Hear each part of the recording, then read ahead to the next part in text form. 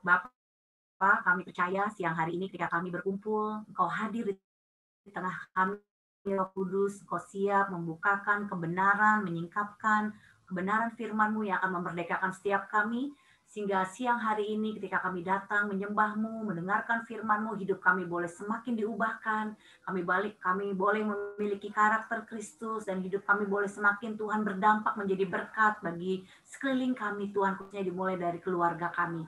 Kami percaya hari ini Roh Kudus Engkau mencerahkan hati dan pikiran kami, sehingga pikiran kami boleh menyatu dengan pikiran-Mu, perasaan kami boleh menyatu dengan perasaan-Mu, perkataan dan perbuatan kami juga boleh menyatu dengan perkataan dan perbuatan-Mu, sehingga Kristus begitu nyata dalam hidup kami.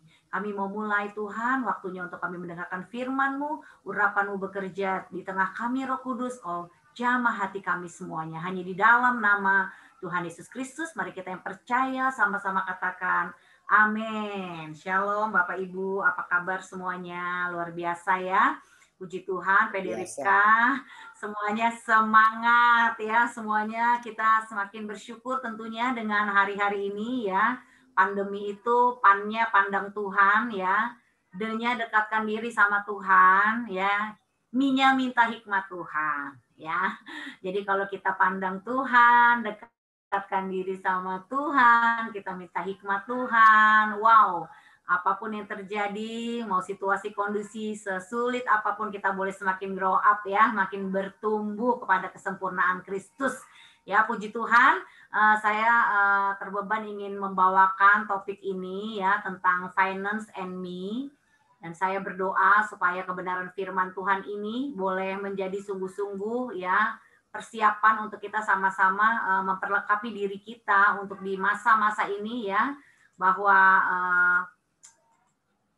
Alkitab berkata dalam 2 Timotius 3 ayat 1 ya sampai 2a dan ayat 5 bahwa dikatakan, ketahuilah bahwa pada hari-hari terakhir akan datang masa yang sukar.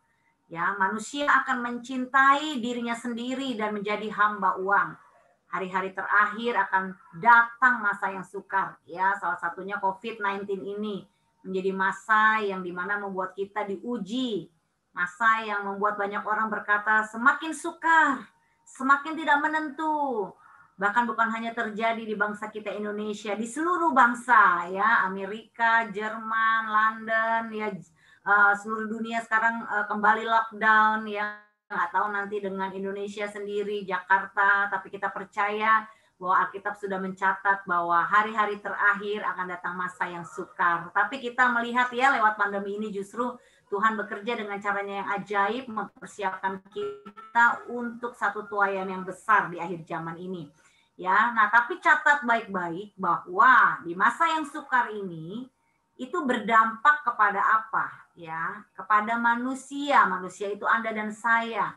Tanpa terkecuali mau pendeta, mau jemaat, semuanya dikatakan manusia di masa yang sukar, ya, tanpa pandang bulu siapapun dia, akan ya mencintai dirinya sendiri. Yang pertama, dan yang kedua, menjadi hamba uang.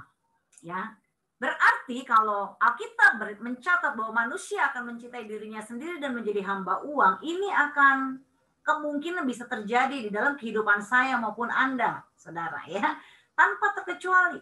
Ya, saking sukarnya, jadi perhatikan baik-baik ya, saking masanya begitu sukar, saya dan Anda akan kemungkinan ini ya, namanya akan ya, makanya kita harus berjaga-jaga. Memang akan itu bukan menyatakan satu situasi sudah terjadi, tapi akan bisa-bisa kalau kita tidak waspada ya. Kita semua bisa mencintai diri kita sendiri dan menjadi hamba uang, bukan hamba Tuhan tapi hamba uang. Ya. Nah, siapakah orang-orang ini yang dimaksud di dalam 2 Timotius 3 adalah mereka yang secara ya lahiriah mereka menjalankan ibadah mereka rajin ikut Zoom, PD, doa, puasa ya. Menjalankan ibadah tuh kompleks ya, kompleks yang nama ibadah tuh kan bentuknya kan bermacam-macam ya. Ada yang berdoa, ada yang Bible study, ada yang puasa, ada yang pelayanan seperti saya. Ya, apapun ibadah yang kita lakukan, tetapi pada hakikatnya mereka memungkiri kekuatannya. Ya, jadi yang dimaksud 2 Timotius 3 itu bukan orang-orang yang di luar Tuhan, ya, tetapi ini yang di dalam Tuhan, yang secara lahiriah mereka menjalankan ibadah mereka, tapi pada hakikatnya mereka memungkiri kekuatannya. Jauhilah mereka itu. Ya, nah ini kita warning baik-baik ya. Sejauh ini perjalanan kekristenan kita itu seperti apa? Ya, ada orang Kristen cuma sebatas agamawi, mereka secara lahiriah menjalankan ibadah mereka, tapi fokusnya tetap kepada diri sendiri. Ya, tapi ada orang Kristen yang sungguh-sungguh fokusnya benar-benar menyembah Tuhan. Nah, ini bedanya jauh. Ya, kita bisa datang, kita bisa rajin mengikuti semua kegiatan ya rohani kita, tetapi itu bukan menjadi jaminan. Ya, kenapa? Pada ujungnya kita akan dinilai, kita akan diuji oleh firman Tuhan, oleh kebenaran ini sendiri. Apakah hidup kita semakin mencintai Tuhan atau semakin mencintai diri kita sendiri? Itu nanti kita akan mengalami ujian. Ya, tentunya kalau ditanya siang hari ini siapa di sini yang hidupnya mencintai Tuhan, mengasihi Tuhan, pasti semua kita angkat tangan. Saya pun juga. Ya, tapi pada waktu kita angkat tangan dan menyatakan diri kita mengasihi Tuhan, harus siap-siap masuk ke dalam satu ujian. Ya, jadi saya mau ingatkan baik-baik kepada semua saudara-saudara di PD Ripka bahwa orang yang secara lahiriah menjalankan ibadah, rajin, aktif, tidak menjadi ukuran. Ya, bahkan sehebat apapun seseorang itu, pelayanan dipakai Tuhan tidak menjadi ukuran. Ya, jadi jangan panggung pelayanan, kehebatan seseorang ya itu menjadi satu ukuran kalau dia itu sudah ya benar-benar ya pada jalannya Tuhan. Nanti semuanya akan diuji. Ya oleh sebab itu kita berjaga-jaga ya di area ini supaya kekristenan kita tidak terjebak hanya menjadi kekristenan yang agamawi, tapi sungguh-sungguh kita mengalami Kristus. Kita berubah setiap hari dan kekristenan kita menjadi kekristenan yang sejati. Ya, jadi ada 2 tanda, mereka akan mencintai diri sendiri dan menjadi hamba uang. Sekarang kalau begitu, kita baca ayat ini ya, Matius 6 ayat 24. Tak seorang pun dapat mengabdi kepada 2 tuan. Karena jika demikian, ia akan membenci yang seorang dan mengasihi yang lain. Atau ia akan setia kepada yang seorang dan tidak mengindahkan yang lain. Kamu tidak dapat mengabdi kepada Allah dan kepada Mamon. Ya, di sini jelas dikatakan ya bahwa kamu tidak dapat mengabdi kepada Allah dan kepada Mamon. Ya, di sini kita mau sama-sama belajar. Oke, kepada poinnya, saya mau tanya kepada Bapak Ibu, kapan kita mencintai diri sendiri dan menjadi hamba uang? Ya, di sini saya lihat beberapa nama. Bisa Ibu Pinkan kasih pendapatnya kapan, Bu? Kita mencintai diri sendiri dan menjadi hamba uang. Bisa dibuka mute-nya? Sharing dulu ya, saya butuh masukan. Silakan, Bu. Ya, kita menjadi hamba uang. Mencintai diri sendiri dan menjadi hamba uang. Kapan, Bu? Kita mencintai diri sendiri dan menjadi hamba uang ketika kita tidak lagi mengutamakan Tuhan dalam hidup kita. Tapi yang kita pikirin tuh duit aja.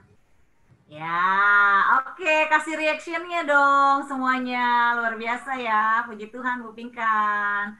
Lalu kepada Ibu Lisa Huta Barat. Bisa kasih pendapat, Ibu. Kapan kita mencintai diri sendiri dan menjadi hamba uang?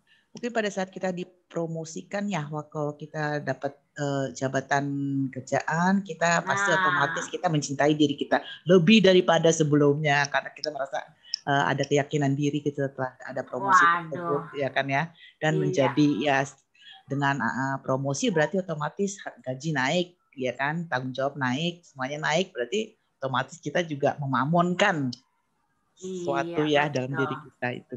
Itulah pendapat saya. Kasih reaction-nya dulu buat Ibu. Ya, Ibu Lisa. Thank you, Ibu Lisa. God bless you. Buat Bapak Riki. Bisa minta pendapatnya, Bapak Riki. Iya, pada saat kita prioritas kita bukan lagi, yaitu tadi sama ya, bukan lagi Tuhan, tapi yang kita kejar-kejar itu uang. Iya, betul. Ya, thank you Pak Riki. Ya, luar biasa ya semua. Saya juga sangat diberkati dengan jawaban Bapak Ibu semuanya ya. semuanya benar, ini bukan benar atau salah, namun saya urutkan yang pertama, kapan, ini ada 3 ya, kita akan mendeteksi, kita akan mengevaluasi diri kita semua, ya, termasuk saya juga, kapan sih kita mencintai diri sendiri dan menjadi hamba uang. Yang pertama itu ketika kita tidak mencukupkan diri, ya. Jadi ketika saya tidak mencukupkan diri, saya sudah mencintai diri saya sendiri dan menjadi hamba uang. Lihat tuh gambar kartu kreditnya berapa tuh, banyak banget ya. Ya, disinilah bukti bahwa saya memang sudah mencintai diri saya sendiri dan menjadi hamba uang. Tuhan bilang asal ada makanan, asal ada pakaian, cukuplah. Tapi berapa banyak ya anak-anak Tuhan, ya, ini tidak pandang bulu loh, termasuk pendeta pun ya. Saya tidak artinya tidak menggolongkan siapapun di sini, semua kita. Itu bisa juga terjadi di saya. Ya, jadi ini sesuatu hal yang menjadi hari-hari kita nih, yang harus kita praktekkan sebagai karyawan, sebagai pengusaha, sebagai saya juga pelayanan. Ya, ketika saya tidak mencukupkan diri, saya sudah masuk ke dalam sebuah spirit yang mencintai diri sendiri dan menjadi hamba uang. Ya, ini yang perlu kita waspadai. Ibrani 13 ayat 5 berkata, janganlah kamu menjadi hamba uang dan cukupkanlah dirimu dengan apa yang ada padamu. Ya, karena Allah telah berfirman, aku sekali-kali tidak akan membiarkan engkau dan aku sekali-kali tidak akan meninggalkan engkau. Ya, kalau kita sudah tidak bisa mencukupkan diri, berarti kita sudah menjadi hamba uang. Ya, kita nggak bisa mengelola apa yang ada pada kita. Seringkali banyak orang sering begini, kami sedang melayani 70 orang kasus hutang. Ya, ada yang kartu kredit, sampai ada yang 32 kartu kredit, sampai ada yang 86 pinjol satu orang loh. Nah, Anda tahu hari ini ya berapa orang yang terikat hutang kartu kredit 1 juta. Itu hanya hutang kartu kredit ya, belum KTA, belum pinjol, belum rentenir. Ya, belum kepada teman atau saudara atau siapapun ya. Nah, ini kasus khusus ini. Ini kasus yang benar-benar harus kita pelajari supaya kita yang sudah mengerti firman, kita tidak masuk ke dalam lubang jerat ini, Saudara. Ya, dan 70 orang yang kami sedang mentor hari ini di Victory Mentoring Community, mereka bukan tidak paham kebenaran. Mereka mengerti, tetapi pada akhirnya karena mereka tidak menyadari satu titik mereka terjebak dalam spirit ini, ya mereka tidak bisa mencukupkan diri dan akhirnya hari ini hidup mereka begitu prihatin sekali, Saudara, kehilangan aset, ya bahkan untuk makan aja susah, ya. Dan rata-rata mereka selalu mengeluh seperti ini. Aduh, Bu Pendeta, apa yang bisa dikelola? Gaji saya cuma sekian. Ya, Saudara, ada loh orang gaji 2,5 juta bisa hidupin 5 anak. Tapi saya punya teman baru kemarin sharing sama saya, dia gaji 15 juta punya 1 anak, nggak cukup, bahkan nombok. Ya, ini kan realita kan, orang gaji 2,5 juta bisa hidupin 5 anak, tapi orang gaji 15 juta punya 1 anak, nggak cukup. Masih gesek kartu kredit, nanti endingnya akhir bulan kalau belanja. Nah, ini kan masalahnya bukan seberapa banyak dong kita terima uang. Ya, akhirnya kalau kita selalu merasa diri kita kurang, nggak cukup, itu sudah spirit yang dibawa dari zaman Adam dan Hawa. Waktu Adam dan Hawa di Taman Eden. Bayangkan, Saudara, semua pohon dalam Taman Eden boleh kamu makan buahnya. Berarti kan Tuhan kan kurang apa? Semuanya loh, cuman satu yang nggak boleh. Yang nggak boleh itu cuman buah pohon pengetahuan yang baik dan yang jahat. Tapi apa yang terjadi? Semakin dilarang makin jadi kan? Akhirnya mereka makan juga yang dilarang satu itu. Itu menggambarkan apa, Saudara? Bahwa yang namanya manusia itu selalu ada perasaan kurang. Nah, ini baik-baik, catat baik-baik ya. Merasa kurang adalah jerat maut. Merasa kurang adalah satu ya yang harus kita warning dalam hidup kita. Ya, kalau di dalam hati kita nih, dalam pikiran kita udah, aduh kurang. Atau sebaliknya, kalau merasa kurang kan berarti begini ya, aduh pengen ini. Dulu nggak punya rumah, udah dapat rumah, pengen ini lagi, pengen apartemen, udah dapat apartemen, pengen beli lagi, pengen. Apakah salah? Ya kalau memang uangnya cukup bisa masih dikelola, oke. Tapi masalahnya, sekarang banyak orang dengan pengen, duitnya nggak ada, ngada-ngadain. maksain diri. Ya. Hanya demi apa sekarang? Harga diri. Sekarang kan sosmed banyak yang memamerkan kan. Dia naik mobil baru, dia pergi jalan-jalan ya. Waduh, padahal waktu saya konseling beberapa orang yang kasus hutang ini, mereka bisa pergi keliling dunia, Eropa, Amerika, Australia, itu banyak yang utang loh saudara. Geser kartu kredit loh, perginya enjoy, pulangnya saya stres Bu Sandy, apalagi pas udah nyicil kena pandemi, waduh. Cicilan mobil belum lunas, cicilan rumah belum lunas, cicilan jalan-jalan belum lunas, gaji ada yang dipotong setengah, ada yang di PHK, cicilan berjalan terus. Ya, dan ini akhirnya terjadi ya satu keprihatinan dalam kehidupan banyak orang, bukan sedikit orang. Saya terbeban, saudara, Anda sebagai pekerja-pekerja Tuhan yang diberikan Tuhan tanggung jawab. Mari kita tolong mereka. Banyak orang terjerat hutang. Karena mereka tanpa sadar ya, hidupnya sudah tidak bisa lagi belajar mencukupkan diri. Ya bahkan di teman sepelayanan pun sebagai hamba-hamba Tuhan pun banyak, saudara, yang terjerat dengan hutang. Ya saya bukannya berarti tidak pernah. 2011 sampai 2015 kami sekeluarga terjerat hutang. Bayar hutang itu 15 juta sebulan. Loh kok bisa Bu Sandy? Ya saya pernah lari dari panggilan. Kami berbisnis, kami tarik uang cash 16 kartu kredit. Saya ulangi ya, kami menarik uang cash di 16 kartu kredit. Imbasnya 2011 bunga berbunga hampir 1 M. Ya, itu kami pernah alami. Kenapa? Makanya kami terbeban sekali membagikan kebenaran ini karena kami pernah di posisi itu. Bayangkan kami PK dari gereja waktu saat itu berdua suami 3 juta, hutangnya 15 juta. Itu mau konsultasi sama departemen finansial yang tercanggih manapun, kira-kira ada solusi nggak, saudara? Bingung. PK gaji 3 juta, ini bicara tetap ya. Utang 15 juta, itu belum biaya hidup 3 anak loh. Waktu itu saya harus akhirnya yang tadinya mau DP rumah, batal. Akhirnya kontrakan juga nggak kebayar. Akhirnya numpang kembali ke orang tua. Kata suami tinggal di taman mertua indah ya. Nah saya pernah alami posisi ini, saudara. Apakah saya waktu itu belum mengerti firman? Sudah. Saya sudah pelayanan. Ya, pembicara retret, pembicara, saudara ya. Kurang apa kok dipikir. Ya, tapi pada satu titik, ya belum tentu ya saudara ya. Ketika kita mengalami ujian, ya saya sadar.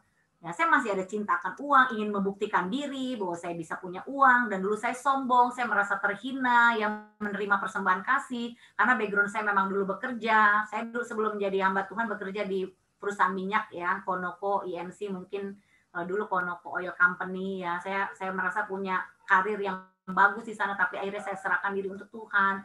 Jadi kalau pelayanan tuh menerima PK tuh kayak rasa aduh hina banget. Jadi saya punya pikiran tuh memang secara pikiran rohani.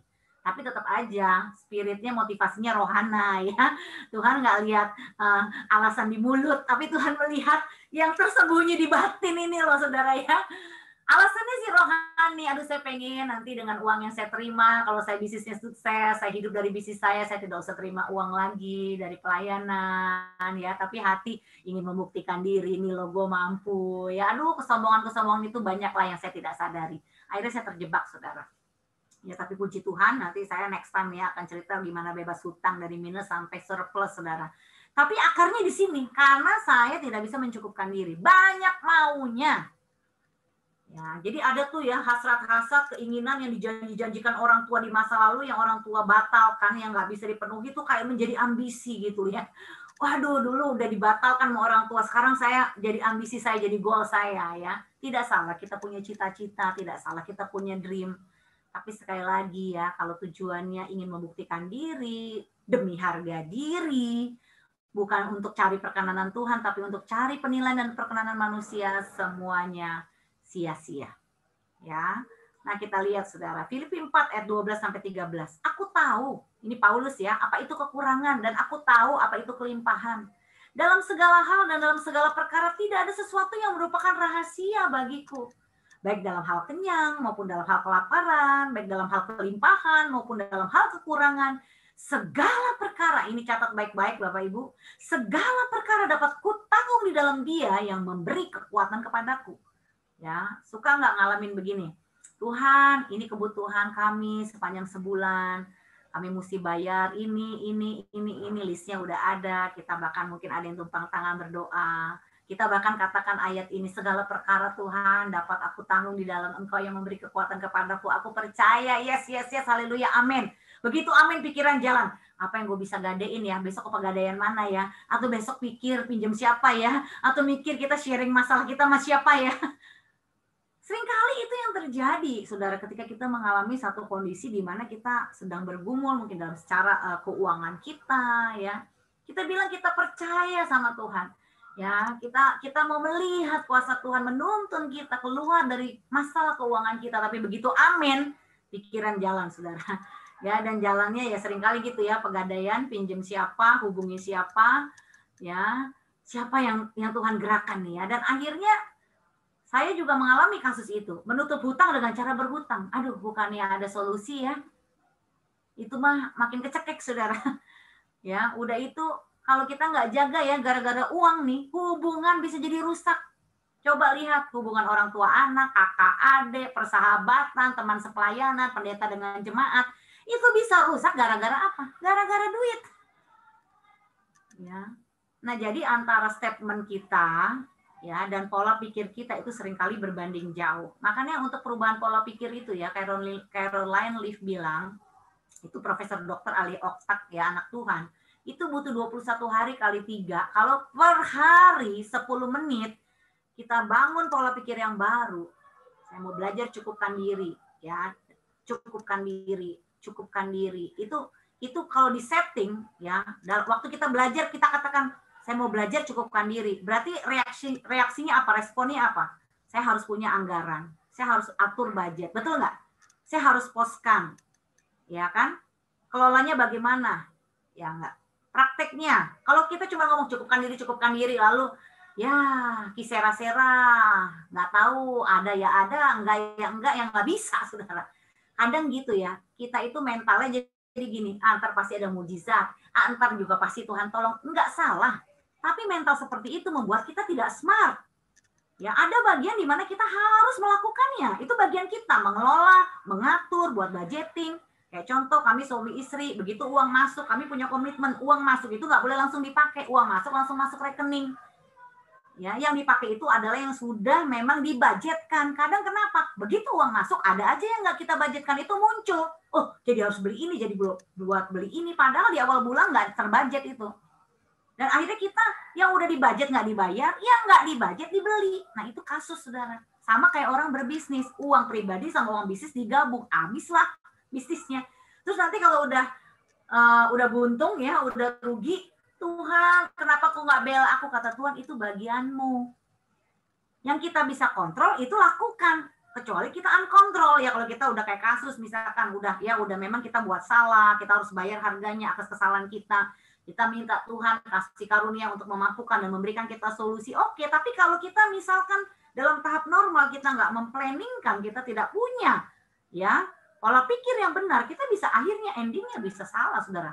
Dan rata-rata ya yang di usia 50 dan 60 begitu mereka gagal ya, itu dari keadaan di atas lalu di bawah, itu nggak mudah, saudara. Banyak juga yang jeder, mati, bunuh diri.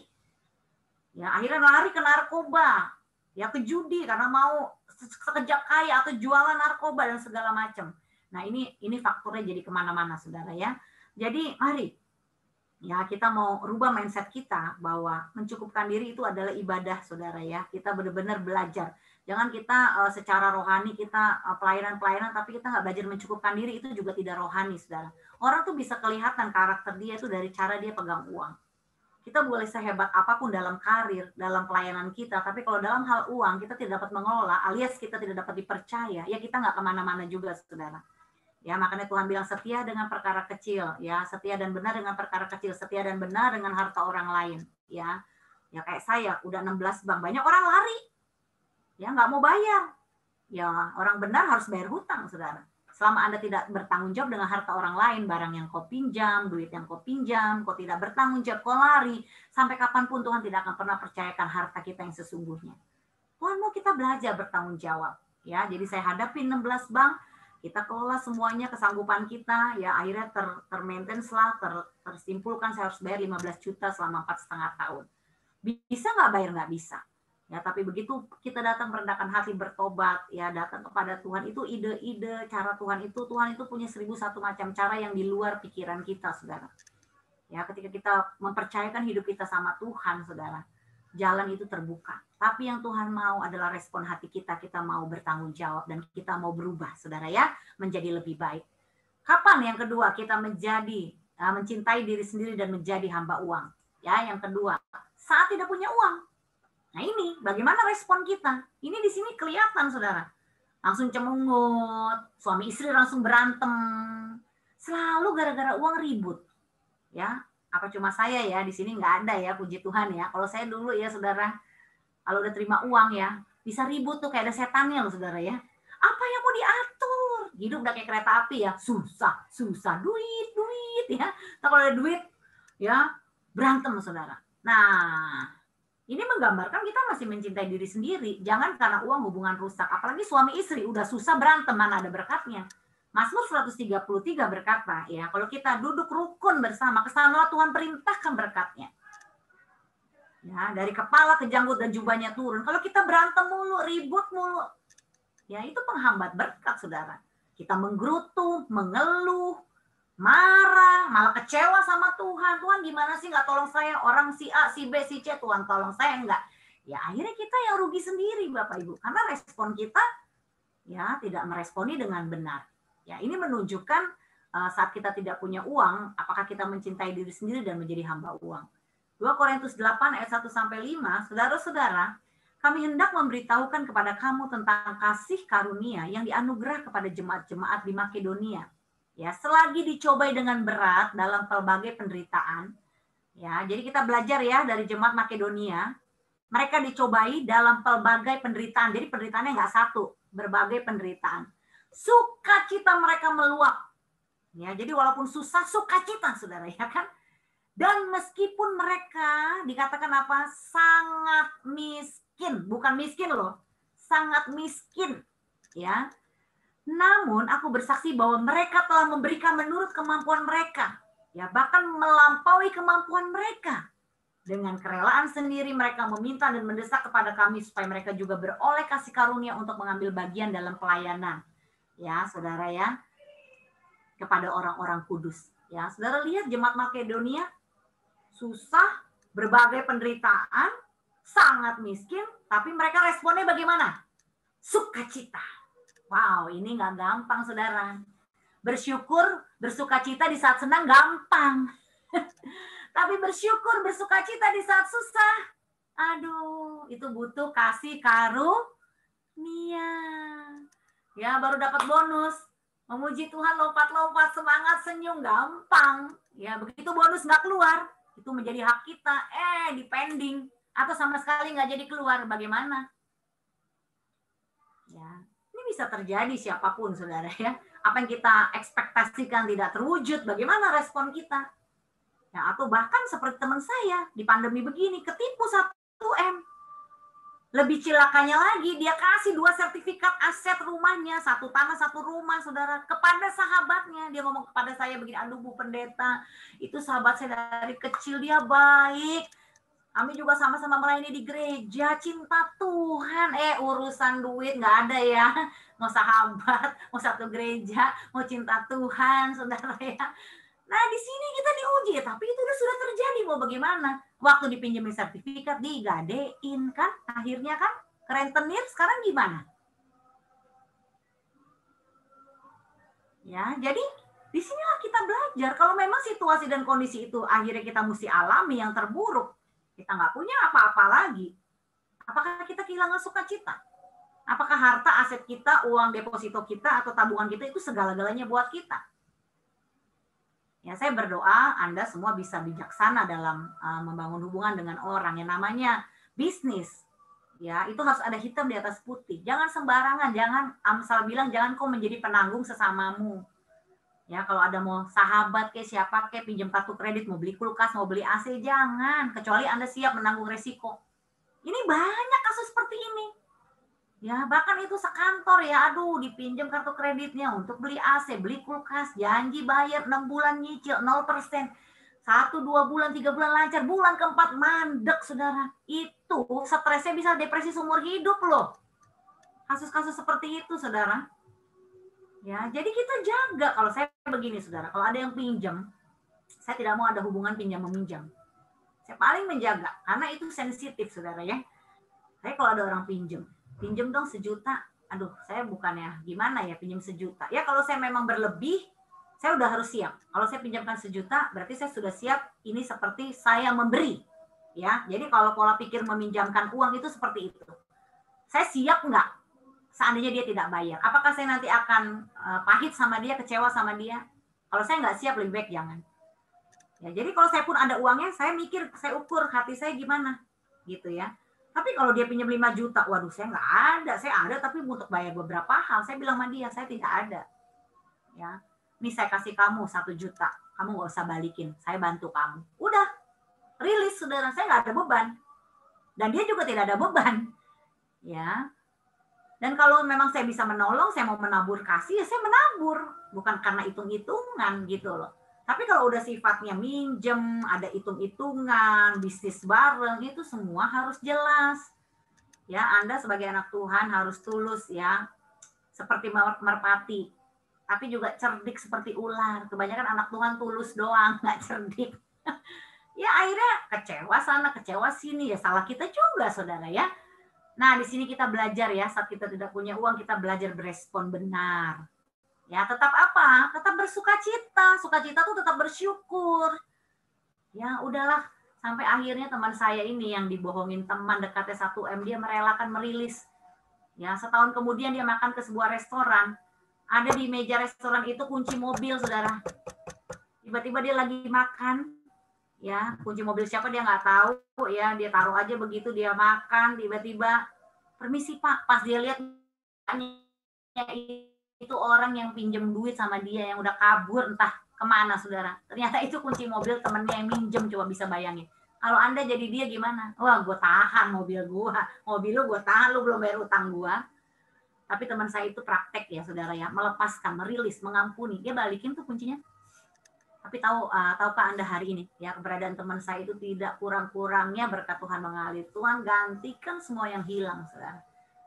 Dan maaf kata ya, saudara ya, temannya ini yang membohongi dia sekarang kondisinya habis, saudara. Tapi teman saya tidak punya hati untuk membalas dendam. Ya, dia bahkan mengampuni kok. Tapi dia menabur apa yang dia buat, saudara. Dia ternyata berbisnis dengan orang yang beda. Ya, kena orangnya nuntut, laporin. Penjara, saudara, disita semua asetnya. Di teman saya nggak kena, di orang lain kena. Nah, ini kayak seperti ini, saudara ya. Ya, jadi kita tetap harus jaga dan waspada.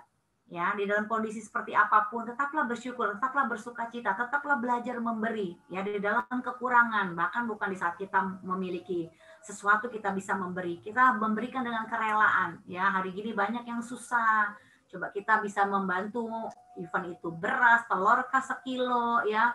Saya juga melatih jemaat, walaupun mereka juga pas-pasan, tapi saya lihat mereka beli telur sekilo, mereka bagikan ke temannya, dia beli rinso, dia ingat temannya. Ya cuma hal-hal kecil, tapi itu berarti, saudara ya. Di zaman pandemi ini kita, waduh, ya orang dikasih telur sekilo itu bisa sukacita banget, saudara ya.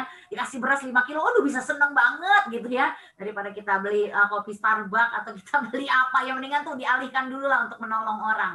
Ya, jadi saat kita pun punya pergumulan, ya kita bisa juga menolong, menyalurkan berkat Tuhan. Ya, di situ kita diuji, saudara. Ya, apalagi mereka memberikan lebih banyak daripada yang kami harapkan. Mereka memberikan diri mereka, ini lagi beri diri buat Tuhan, pertama kepada Tuhan, kemudian juga oleh karena kehendak Allah juga kepada kami, ya. Dan ketika aku dalam kekurangan di tengah-tengah kamu, aku tidak menyusahkan seorang pun, sebab apa yang kurang padaku dicukupkan oleh saudara-saudara yang didatang dari Makedonia. Dalam segala hal aku menjaga diriku supaya jangan menjadi beban bagi kamu, dan aku akan tetap berbuat demikian. Ya, saudara, dalam segala kekurangan, saudara, kita harus punya mindset, jangan mental kita jadi beban. Ya, kita mesti punya hati mau jadi berkat. Ya, kami bersyukur waktu kami melewati masa 4,5 tahun kami punya tanggungan hutang. Ya, kami hanya sharingkan itu kepada orang tua kami. Jemaat, teman semua, ada teman 2 yang tahu. Itu pun tidak nolong, malah kami dikuliahi ya, disalah-salahin ya. Aduh, tertuduh banget deh pokoknya. Ya, tetapi kami hadapi. Ya, kami tidak mau pakai momen-momen susah untuk akhirnya apa ya, cerita sana sini dan jadi beban gitu ya. Ya udah kami jalani, ya kami tetap rajin, kami kembangkan personal development, ya kami bisa berkhotbah, kami waktu itu suami saya buka akhirnya, waktu itu belum zamannya YouTube ya, masih CD-CD ya. Dengan apa yang Tuhan percayakan kami kembangkan saudara. Ya, dan akhirnya semua terlewati. Ya, tapi spiritnya itu loh, jangan mau jadi beban, tapi jadi berkat. Katakan sama-sama, saya mau jadi berkat. Amin. Sesulit apapun hidupmu, kau bisa menjadi saluran berkat kasih Tuhan, saudara. Ya, nah saat tidak punya uang, Tuhan mengajar kita bisa rendah hati, sadar dan bertobat, dan yang ketiga memunculkan potensi dalam diri yang tersembunyi. Ya, yang terakhir, kapan kita mencintai diri sendiri dan menjadi hamba uang? Ya, saat kita kebanyakan uang. Ini tadi yang Bu Lisa jawab ya, saat kita dipromosi, bagaimana sikap hati kita. Ya, waktu di bawah rajin banget datang sama Tuhan. Nah, waktu di atas gimana? Apa tetapkah kita setia? Ya, kita belajar dari Raja Hizkia. Di 2 Raja-Raja 20 ayat 12 sampai 17, pada waktu itu Morak Baladan bin Baladan Raja Babel menyuruh orang membawa surat dan pemberian kepada Hizkia sebab telah didengarnya bahwa Hizkia sakit tadinya. Hizkia bersukacita atas kedatangan mereka. Lalu diperlihatkannya lah ya kepada mereka segenap gedung, harta bendanya, emas dan perak, rempah-rempah dan minyak yang berharga, gedung persenjataan, wah kaya sekali ya dia ya, dan segala yang terdapat dalam perbendaharaannya. Ya, tidak ada barang yang tidak diperlihatkan Hizkia kepada mereka di istananya dan di seluruh daerah kekuasaannya. Kemudian datanglah Nabi Yesaya kepada Raja Hizkia. Apakah yang telah dilihat mereka di istanamu? Jawab Hizkia. Semua yang ada di istanaku telah mereka lihat. Tidak ada barang yang tidak kuperlihatkan kepada mereka di perbendaharaanku. Lalu Yesaya berkata kepada Hizkia, dengarkanlah firman Tuhan. Segala yang ada dalam istanamu dan yang disimpan oleh nenek moyangmu sampai hari ini akan diangkut ke Babel. Tidak ada barang yang akan ditinggalkan. Demikianlah firman Tuhan. Ya, Allah menentang orang yang congkak, tapi Allah mengasihani orang yang rendah hati, saudara ya. Kita belajar, jangan kalau kita diangkat, dipromosiin jadi sombong. Ya, show off, mamer sana, mamer sini, semuanya untuk pencitraan, kebanggaan diri. Ingat Bapak Ibu, kita itu jatahnya hidup cukup. Kalau lebih itu semua milik Tuhan. Betul tidak? Kenapa? Karena pada waktu kita nanti pulang kembali ke rumah Bapak, kita nggak akan bisa bawa satu pun. Sekalipun peti kita diisi jam tangan kita, peti kita nanti diisi baju kita, atau diamond intan berlian permata kita, ya, atau buku bank kita nggak bisa bawa. Betul tidak Bapak Ibu? Ya, sekarang lah pandemi, ya kan? Kayak kita sempat ngalamin lockdown kan di rumah kan sekian lama. Baju punya 50, yang dipakai di rumah berapa? Emang 50-50-nya dipakai? Saya aja habis cuci pakai. Tas ada berapa di lemari kita? Apakah kepake? Saya sampai hari ini selama setahun dari awal Januari sampai hari ini cuma keluarin 1 tas, ibu-ibu. Betul nggak? Memang jatahnya kita sebenarnya cukup. Jadi kalau lebih itu sebenarnya itu semuanya juga milik Tuhan, dari Tuhan, oleh Tuhan, untuk Tuhan. Ya kalau kita dipromosi, ya kalau kita diangkat Tuhan, ya itu semua karena anugerah Tuhan. Nggak ada yang perlu kita sombongkan. Amin, saudara ya.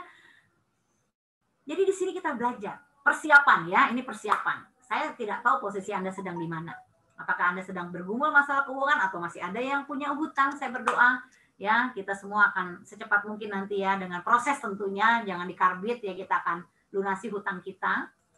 Ya, dan kita akan benar-benar bisa bertanggung jawab untuk mengelola apa yang Tuhan percayakan ya. Tapi 3 tanda tadi kita menjadi evaluasi buat kita semua siang hari ini. Kapan kita mencintai diri sendiri dan menjadi hamba uang? Yang pertama, saat kita tidak bisa mencukupkan diri. Ya, kalau hari ini kita tidak bisa mencukupkan diri, kita katakan kepada diri sendiri, sadar, cukupkan diri. Asal ada makanan, asal ada pakaian, bersyukurlah. Amin. Ya. Dan yang kedua, saat kita tidak punya uang, ingat ya, kita tetap harus bersukacita, bersyukur, memberi, berbagi kepada sesama. Ya, kita bahkan memberi diri untuk melayani. Ya, karena masalah memberi diri itu bukan saat kita punya uang kita memberi uang ya, tapi kita memberikan apa? Daya doa. Ya, daya doa, dana. Tapi kalau dananya belum ada, ya memang karena memang belum bisa, kasih daya kita. Ya, kasih ya doa kita. Itu berguna bagi banyak orang. Yang ketiga, saat kita punya uang, diberkati, diangkat, dipromosikan, bagaimana respon kita? Tetap humble, ya, tetap rendah hati. Ingat, semuanya itu hanya kepercayaan Tuhan, semuanya hanya kasih karunia Tuhan. Amin. Bapak Ibu, mari kita berdoa bersama-sama. Tuhan, hamba-Mu menyerahkan seluruh jemaat-Mu yang datang di PD, Ribka, siang hari ini aku berdoa biarlah kami boleh menjadi hamba-hamba Tuhan yang bersih hatinya, yang sungguh-sungguh Tuhan mencintai Tuhan, dan sungguh-sungguh dapat dipercaya, mengelola apa yang Kau percayakan, apa yang ada pada kami.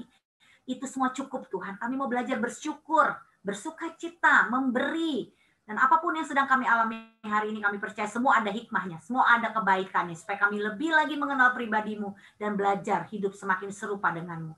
Hamba-Mu serahkan kebenaran firman-Mu ini hanya di dalam nama Tuhan Yesus Kristus. Kita yang percaya katakan amin.